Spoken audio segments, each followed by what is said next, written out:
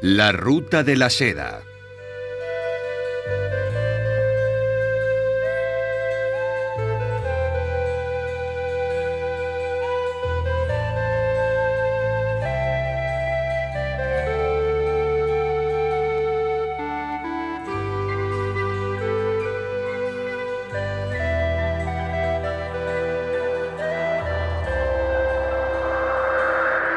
Un frente cálido llamado Turfán.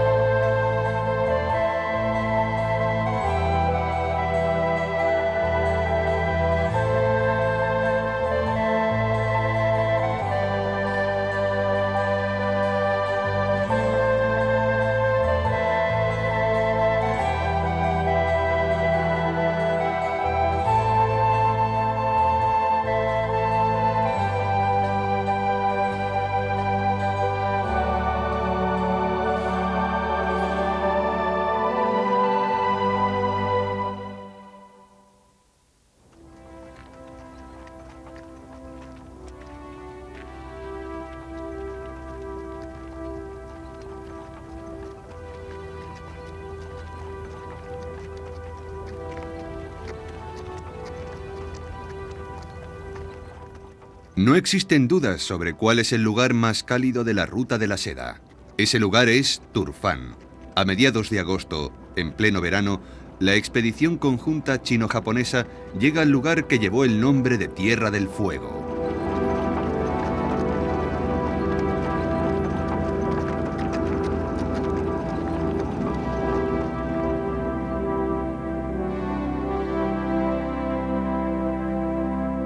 La cuenca de Turfán se halla cerca del comienzo del tramo sur de Tian Shan, en la Ruta de la Seda, que va desde las montañas Tian Shan hasta el desierto de Taklamakan, atravesando las tierras del oeste.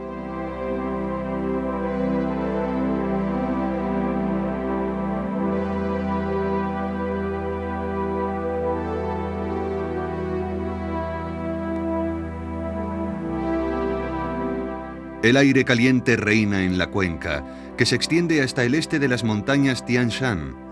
La temperatura media en verano es de 40 grados.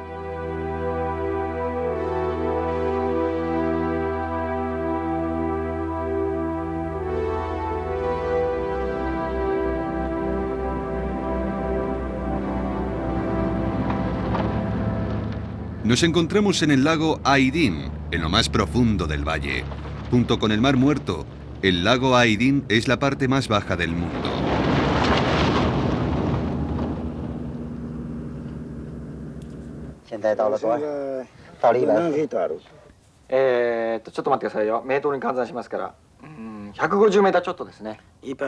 Nuestro altímetro marca 154 metros bajo el nivel del mar.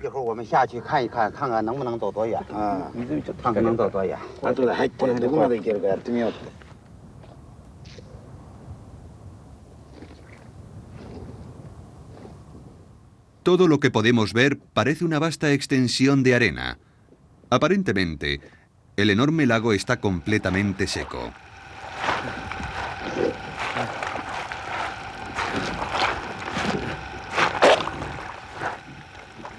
Pero cuando nos atamos cuerdas a la cintura y caminamos sobre la arena, bajo nuestros pies aflora una fangosa agua caliente. Después de todo, se trata de un lago.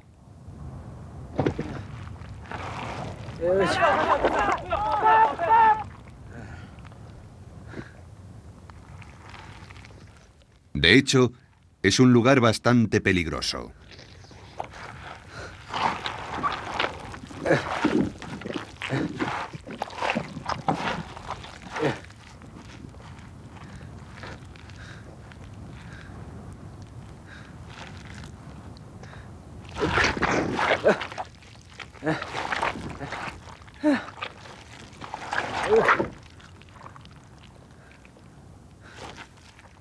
Pero por mucho que llegue a cubrir el barro, no llegamos a sentir ninguna humedad. Tan pronto como ésta se posa en la superficie, se evapora. Aquí la sequedad es extrema y la lluvia anual no pasa de los 40 milímetros.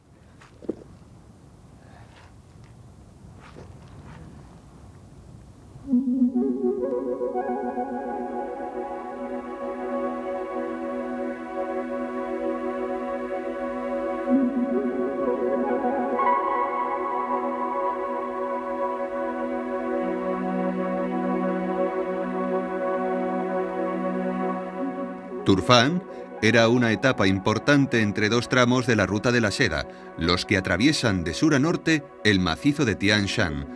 Todavía es hoy importante por la misma razón.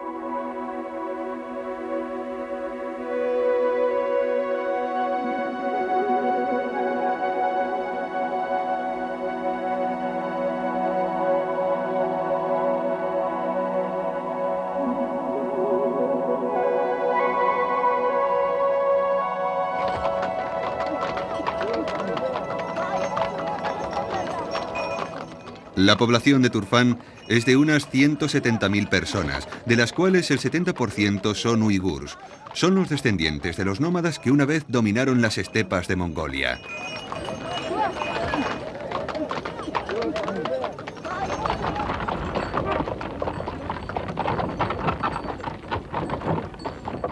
Entre los siglos IX y X, los uigurs llegaron a los oasis de las tierras del oeste y se asentaron como granjeros.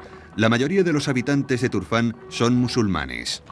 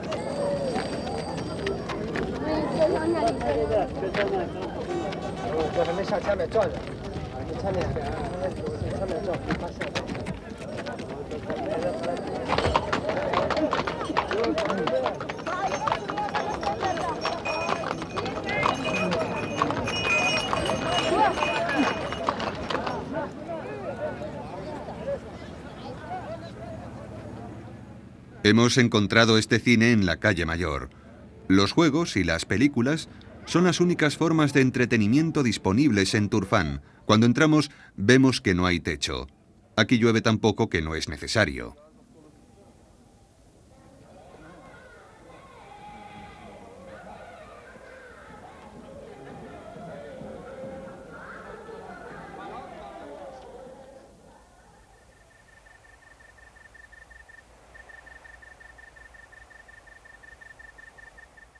Incluso por la noche, la temperatura nunca baja de los 30 grados.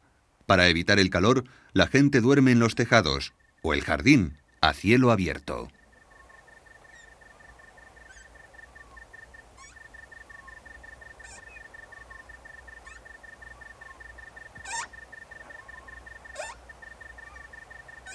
Viven al aire libre de la misma manera que lo hacían sus antepasados nómadas.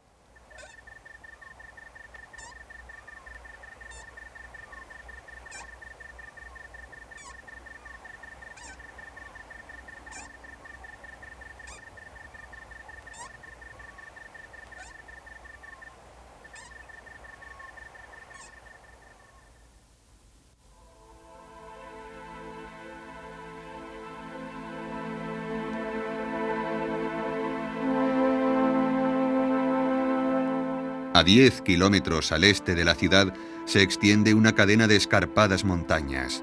Los viajeros solían evitarlas y a causa del brillante calor que parece surgir de sus faldas, por esa razón se les llamó las montañas de fuego.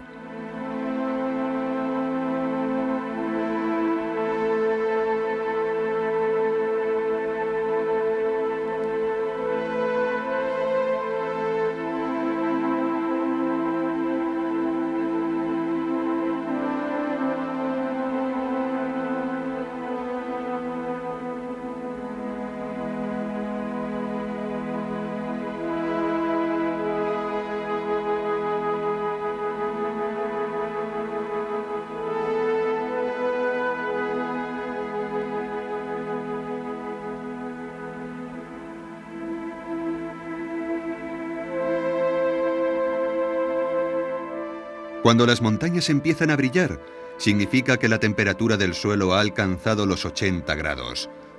Nadie ha intentado nunca escalarlas.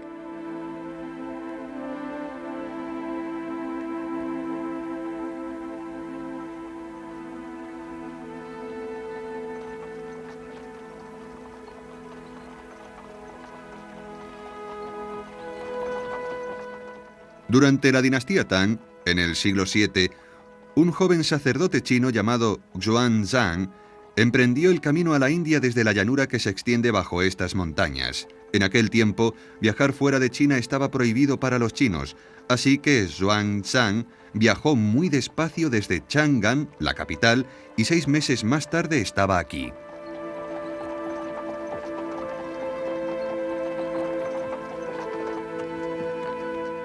En aquella época, esta tierra se llamaba Gao Chang y estaba dominada por una tribu llamada Han.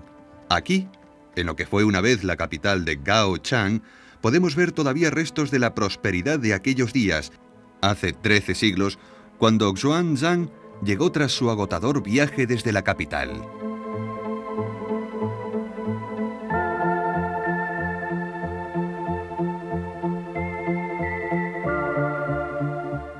La ciudad está rodeada por una muralla que tenía 1,5 kilómetros de diámetro y 12 metros de alto. Esta es la más grande de todas las ruinas que hasta ahora hemos encontrado en la Ruta de la Seda.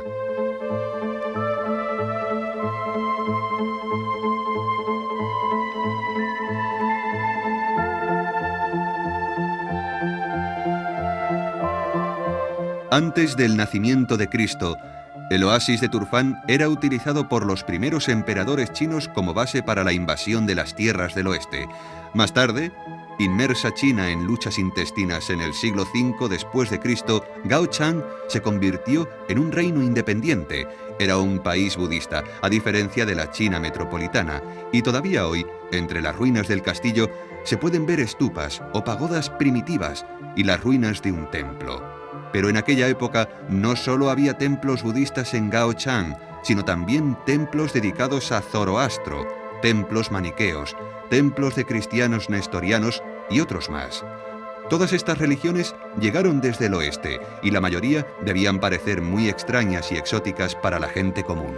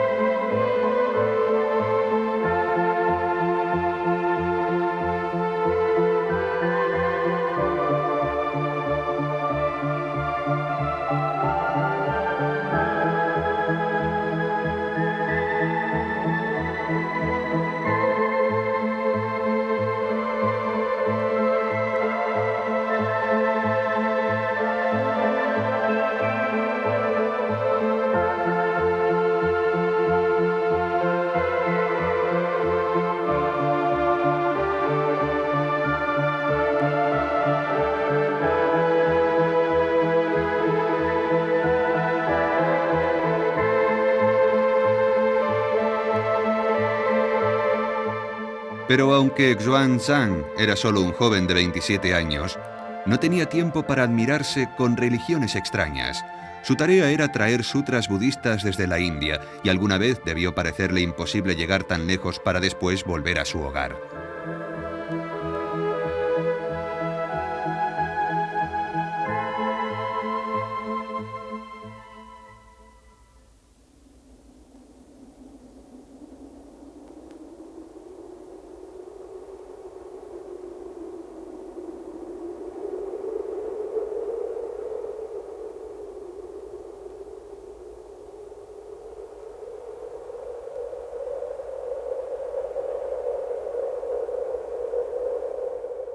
Trece años después de que abandonara Turfán para dirigirse a la India, volvió a pasar por aquí de vuelta a casa, pero la vieja Gao Chang ya no existía.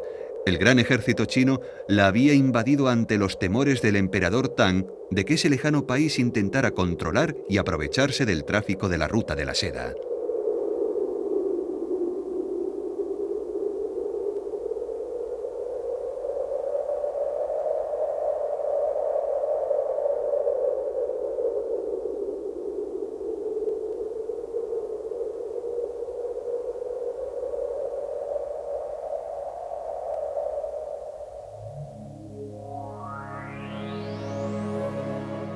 Los restos de Gao Chang fueron recientemente excavados y se han descubierto algunos objetos que nos dan una idea de la vida en aquellos días.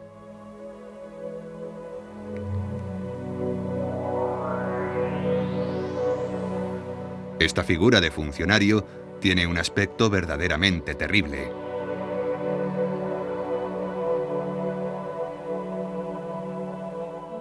Sin embargo, esta mujer podría pasar por una belleza japonesa de Kioto.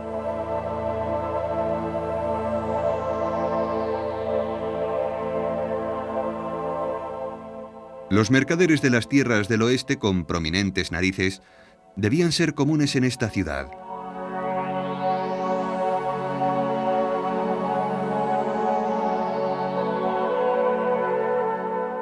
La religión maniquea, procedente de Persia, que estaba basada principalmente en el zoroastrismo, con elementos budistas y cristianos, era bastante popular en esta zona.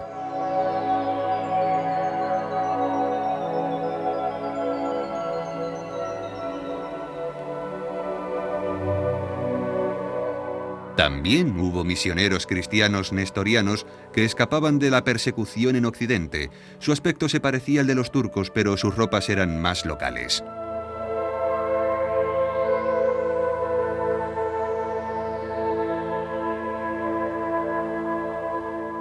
El cristianismo nestoriano fue llamado Jingjiao en China y durante la dinastía Tang llegó incluso hasta la capital, Chang'an.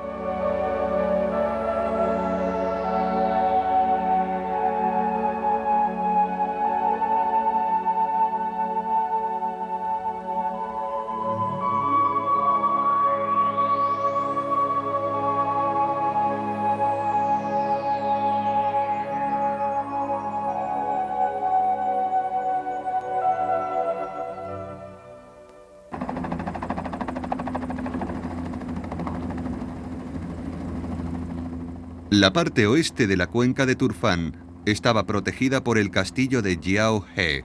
Visto desde el cielo parece un transatlántico entre la arena. Es una fortaleza natural excavada en la roca sobre un acantilado. Tiene 300 metros de ancho por 1,5 kilómetros de largo.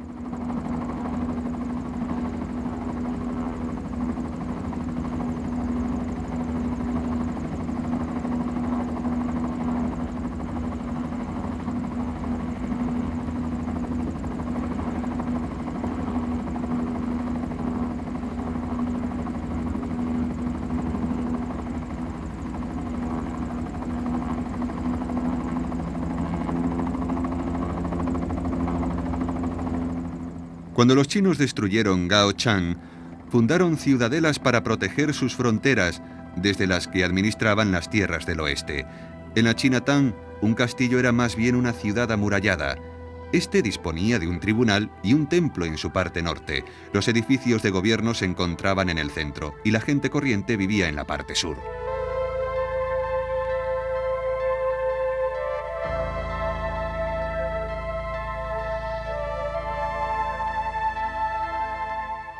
De acuerdo con los registros de la dinastía Tang, acogía a 7.000 personas.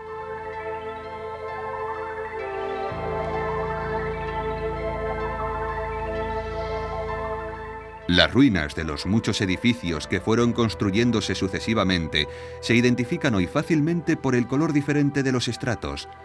El castillo fue construido vaciando la roca. Se excavó sobre la montaña de la misma manera en que se esculpían las imágenes budistas en las paredes de las cuevas.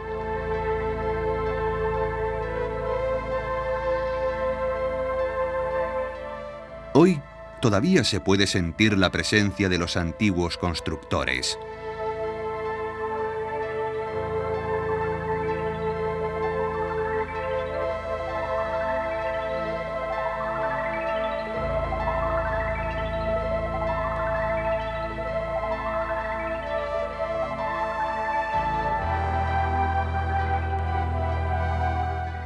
Este era el sector sur de la ciudad, donde vivía la mayoría de la gente. Los funcionarios nombrados por los emperadores Tang eran, por supuesto, chinos, pero la mayoría de los habitantes eran de diferentes razas. Sabemos por documentos de la época que aquí vivían personas con nombres iraníes y turcos, así como procedentes de otras culturas.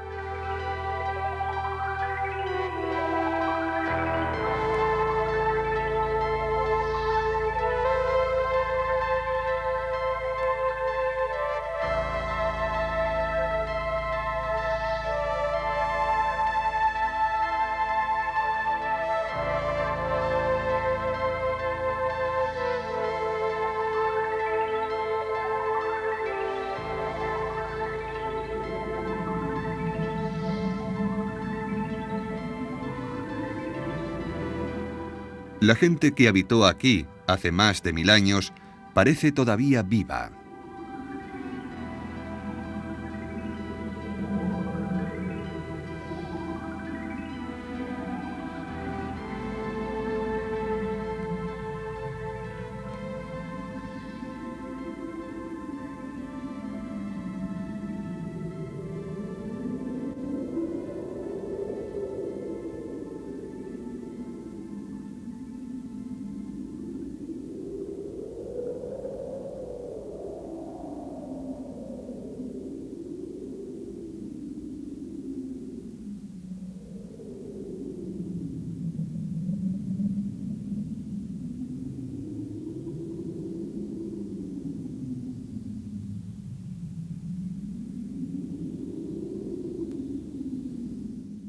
Todavía se ven claramente los sitios donde cocinaban.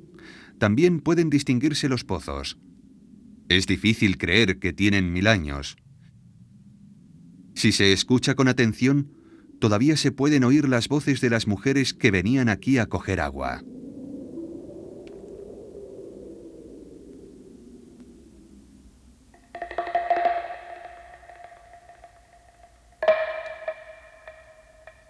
Esta es una escena de la vida de un granjero hallada en Turfán.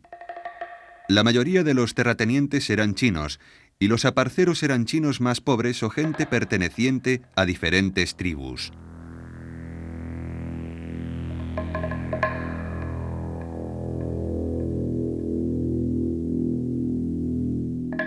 Los registros nos revelan que los aparceros debían pagar impuestos anuales según lo que cultivaran.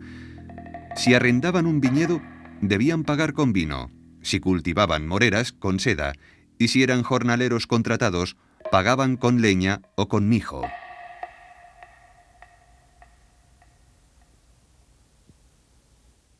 Este contrato está redactado con hermosos caracteres chinos. Probablemente fue escrito por algún funcionario a petición de algún arrendatario y dice: «Cultivaré arroz y cebada en la tierra que he recibido. Pagaré el impuesto tras la cosecha en otoño, y si no puedo pagar, ofreceré a mi esposa e hijos como compensación». En aquella época, incluso un niño de 10 años podía ser utilizado para trabajar.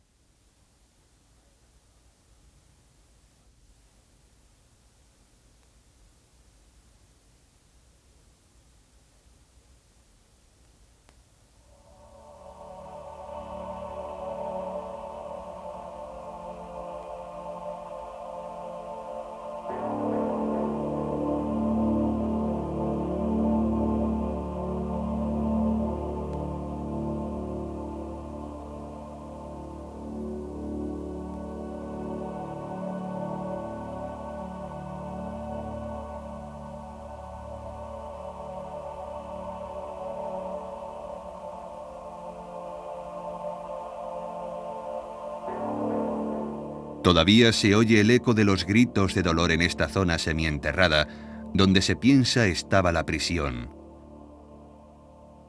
Quienes no podían pagar sus impuestos tenían que huir o eran encerrados en esta mazmorra. Aquí se descubrió una lista de personas que habían intentado escapar. A principios del siglo X, cuando cayó la dinastía Tang, se desencadenó en esta región una guerra entre varias tribus. Unos 50 años después, los uigurs establecieron aquí su imperio.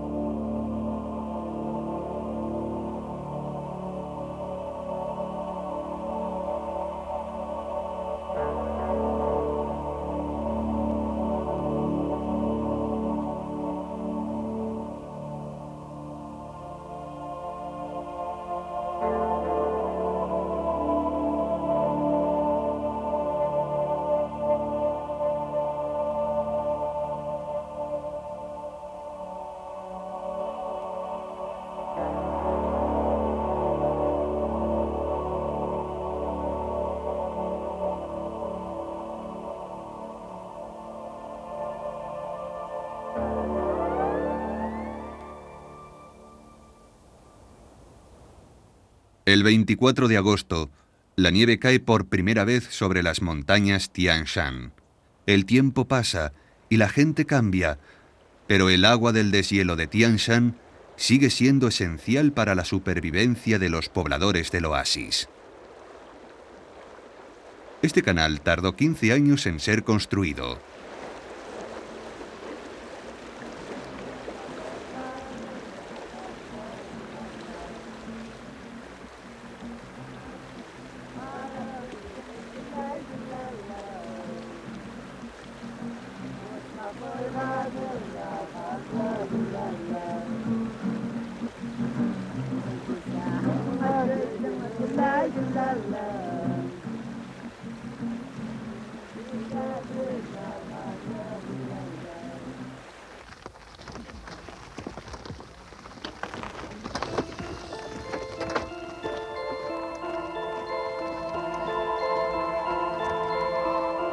Agosto es época de vendimia.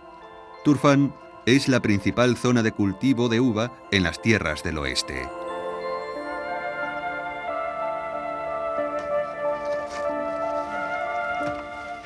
Se pueden ver mujeres de muy distintas razas recolectando la uva.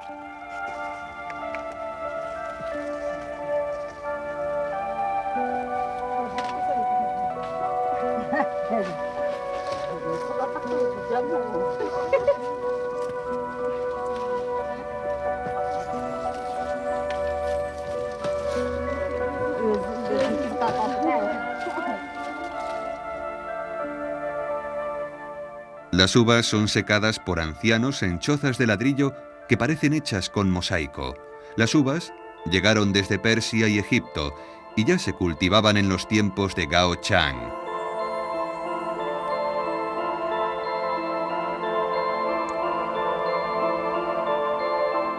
Incluso durante la dinastía Tang, el vino y las uvas de Turfán adornaban las mesas de Chang'an, la capital china.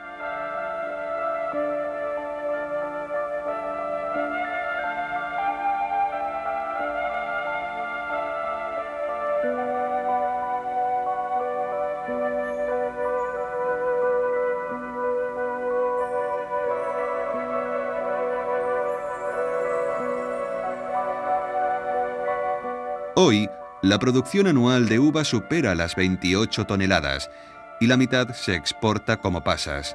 Aquí se dejarán secar durante un mes.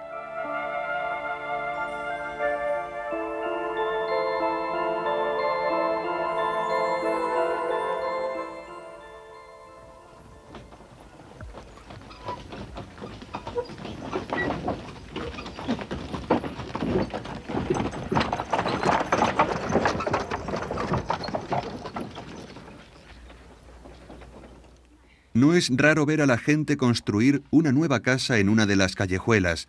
Durante el verano, toda la familia, incluidos los niños, ayudan en la construcción de un nuevo hogar.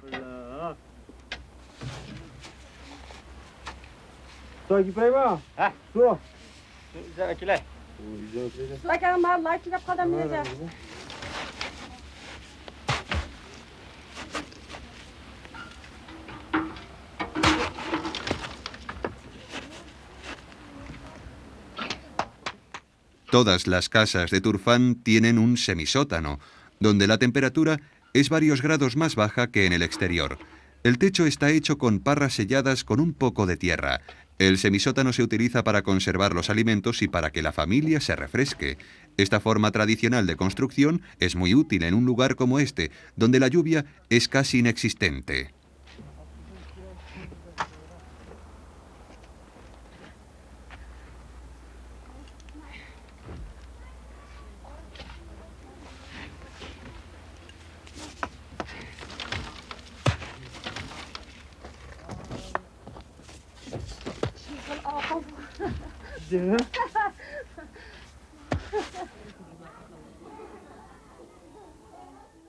A las 2 de la tarde, todo el mundo duerme la siesta y el oasis guarda silencio durante un rato.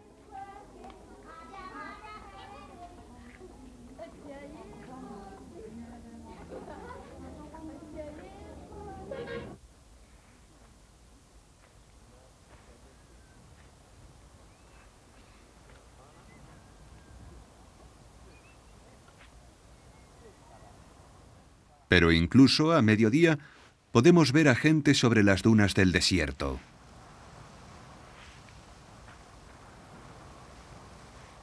Bajo tiendas diminutas, los ancianos se sientan con los pies abrasados por el sol.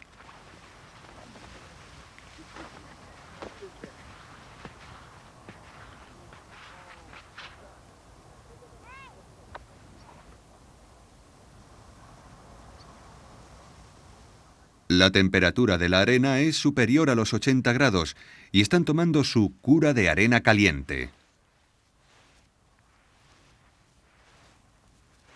Dicen que es muy efectiva contra el reumatismo o la artritis.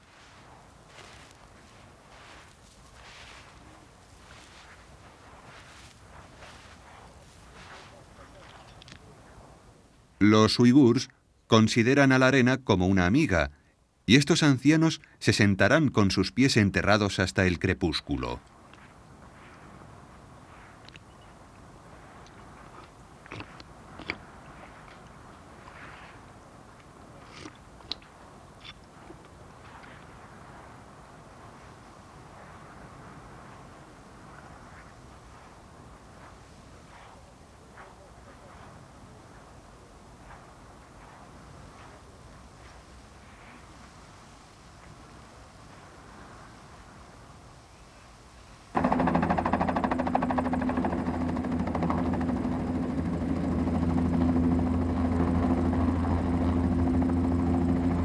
En la falda de un acantilado de las montañas de fuego se hallan las 1000 cuevas de Bezeklik, dedicadas a Buda, de las cuales la mitad están todavía enterradas. Estas cuevas florecieron durante la dinastía Tang y el imperio uigur. En la lengua uigur, Bezeklik significa un lugar hermosamente decorado. Pero por 2 veces, este fue un lugar de destrucción.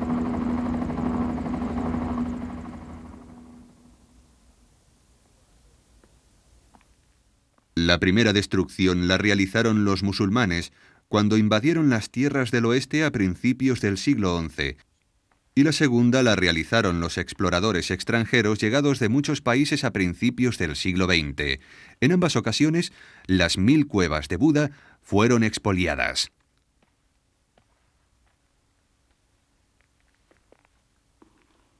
Al principio, los uigurs que llegaron aquí desde la estepa de Mongolia en el siglo X eran budistas. En Bezeklik encontramos representaciones en donde los vemos adorando imágenes budistas, pero tras la invasión musulmana se convirtieron al Islam. La religión islámica rechaza por completo las imágenes. Además, se extendió una superstición por la cual una persona quedaba maldita si era mirada por una imagen pagana. Creían que para romper la maldición debían destruir los ojos de la imagen. Muchas de las imágenes budistas fueron desfiguradas.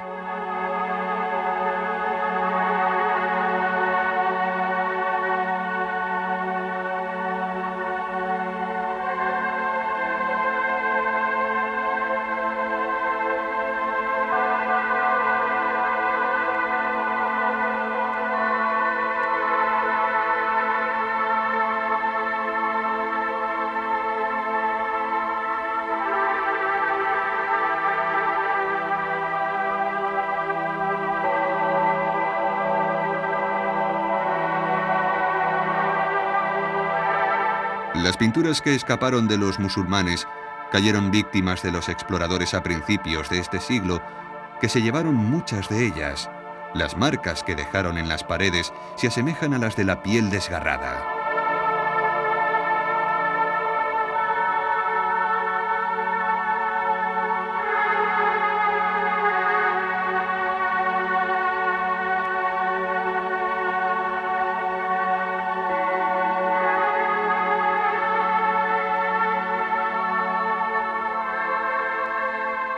Pero entre toda esa destrucción, todavía se conserva un fragmento de un mural que cuenta la historia de la llegada de un grupo de embajadores extranjeros. El rostro de los enviados llegados de varios países desde el oeste fue cuidadosamente reproducido.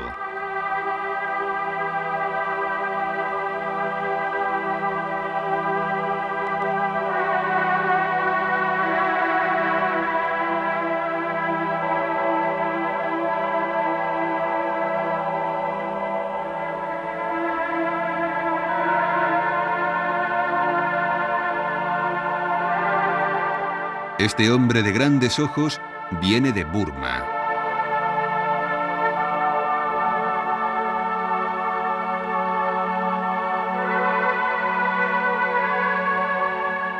Este otro, con un sombrero parecido a un yelmo, es el embajador de Mongolia. Y el hombre con la cabeza cubierta con un turbante es un árabe. No cabe duda de que todos esos extranjeros que llegaron a Turfán desde lejanos países trajeron consigo elementos de sus propias culturas.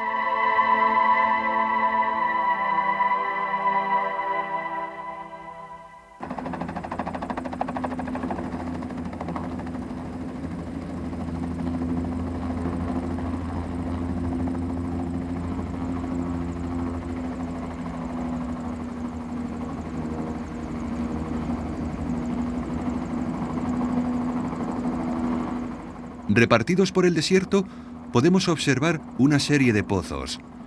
Forman parte de una estructura llamada carés, muy importante para los habitantes de esta zona.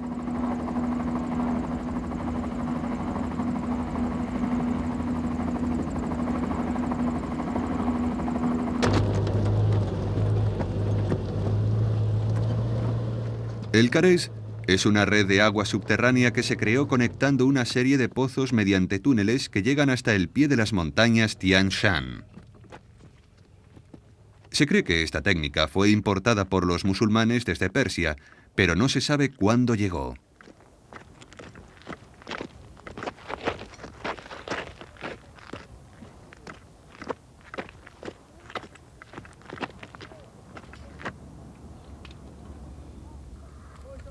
Este grupo de gente está trabajando en un carés en medio del desierto.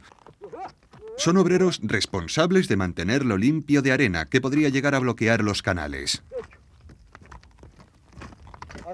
Con ayuda de bueyes que tiran de una cuerda a través de una polea, los trabajadores van sacando a la superficie la arena y la grava. Para bajar de nuevo la cesta, se hace caminar el buey hacia atrás.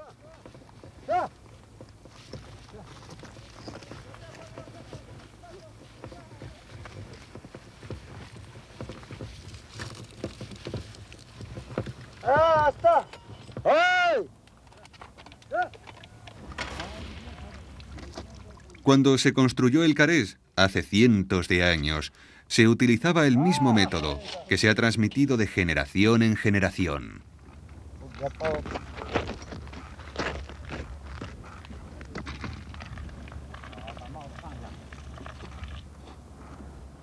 Queremos comprobar por nosotros mismos cómo fluye el agua bajo el árido desierto, así que decidimos echar un vistazo.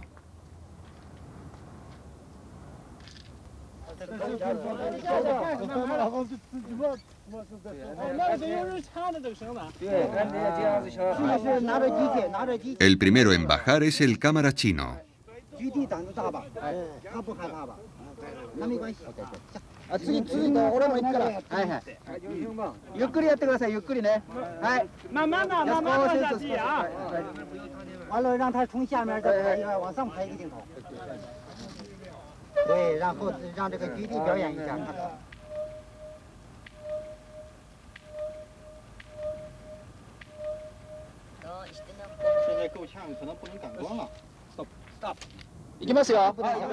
Después le llega el turno al japonés.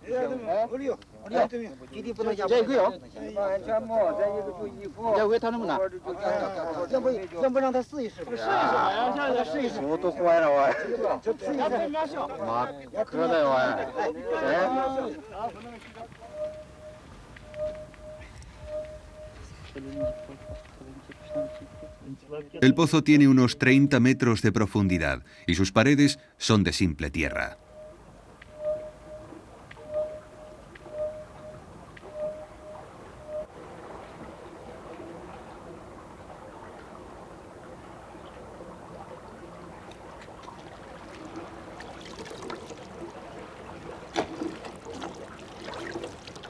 Este carés tiene unos 300 pozos y este tipo de trabajo se realiza todos los días en alguno de ellos.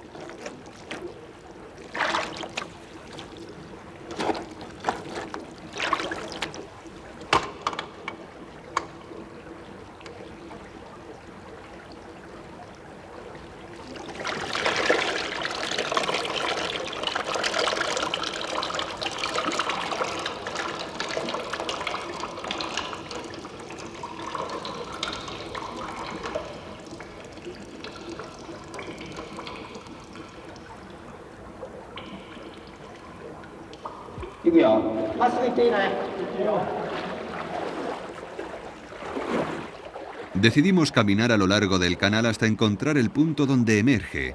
Su anchura solo permite caminar en fila india.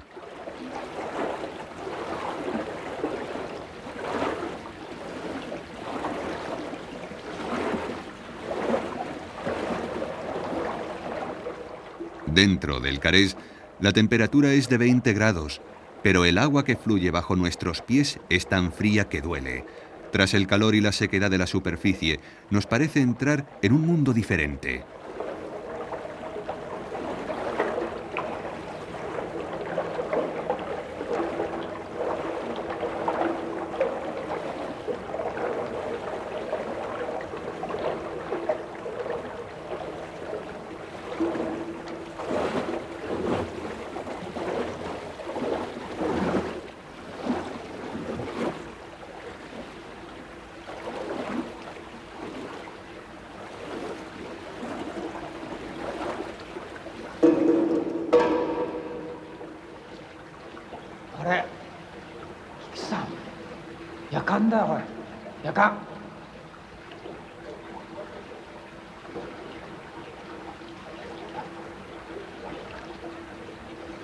Debió de ser maravilloso para la gente que viajaba por el desierto llegar a un lugar donde se podía encontrar agua helada.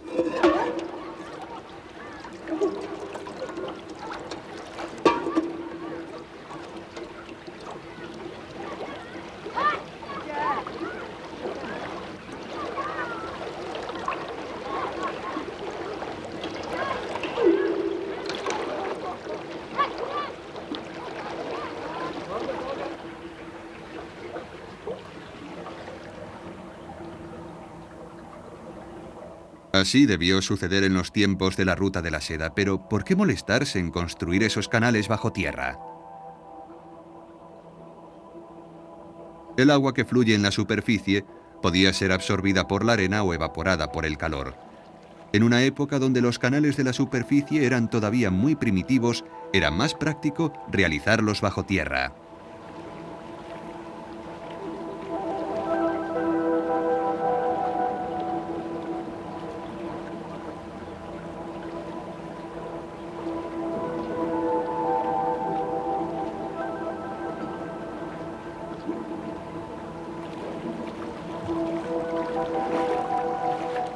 Si un hombre tenía dinero suficiente, construía su propio carés y cobraba a la gente que lo utilizaba.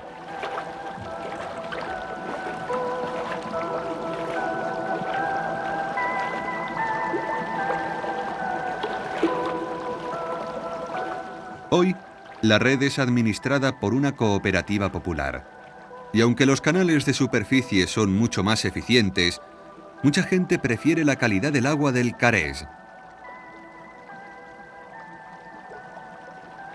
Después de caminar durante una hora, conseguimos llegar a la salida.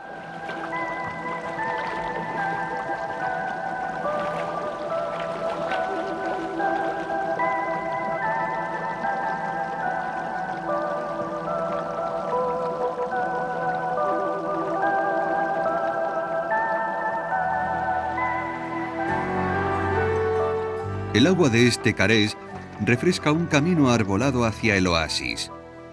Durante el tiempo que hemos permanecido en Turfán, la temperatura ha alcanzado los 48 grados.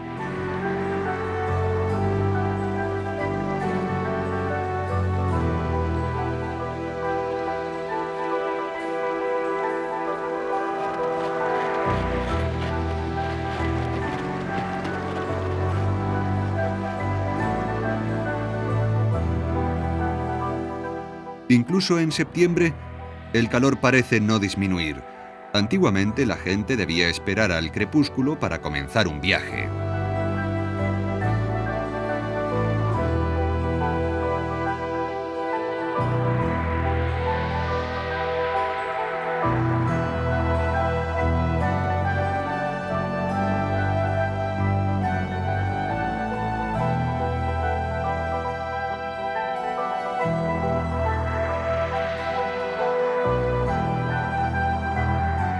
El sacerdote Xuan Zhang debió seguir siempre el camino del sol poniente en su viaje hacia la India.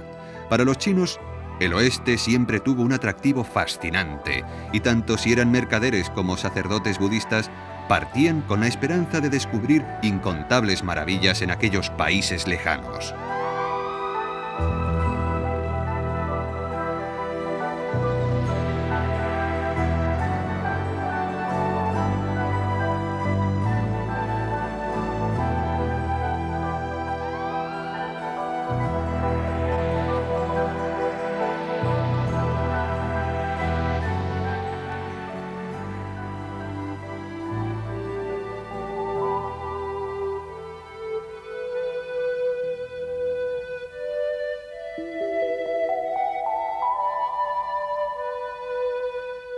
Ahora, nosotros también seguimos la ruta del sol poniente por el camino de Tian Shan.